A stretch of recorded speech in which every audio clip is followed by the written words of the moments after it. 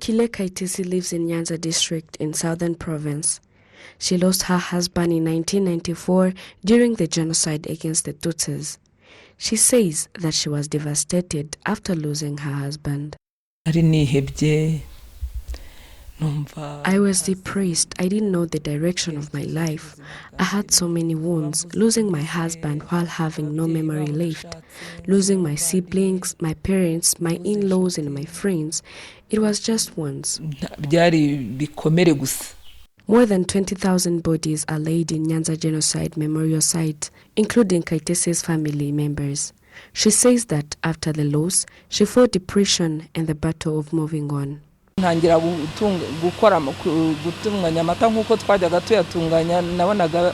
started processing milk as we used to do it at home and started selling to the neighborhoods.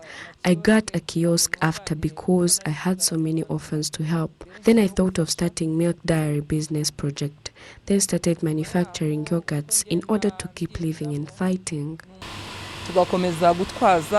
Kayitesi managed to start a milk business.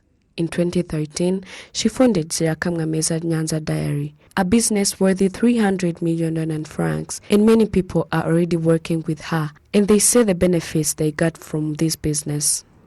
I have 5 children. They all study.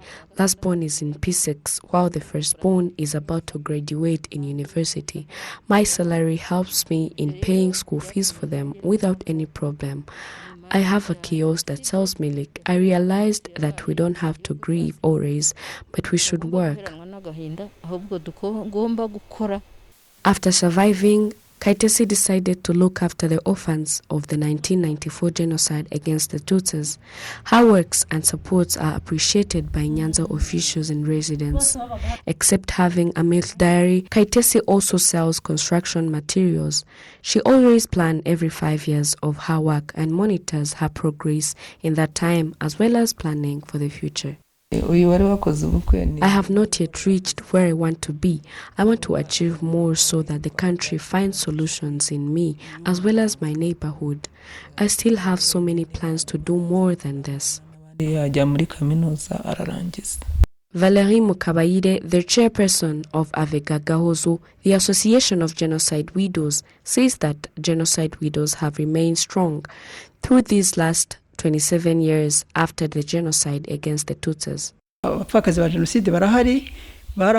Genocide widows are alive and strong. They work like others and they are contributing in the country's development. They can manage raising their children to those that still have them. They really fought, even though some of them are weak because of sickness.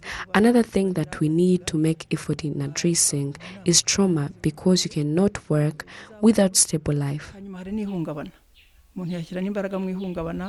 Currently, more than 19,000 genocide widows are in Avega Gahozo. More than 200 men and 229 elderly people are being cared for in Imhinganzima hostels. Gislaine Mugwaneza, reporting for RTV.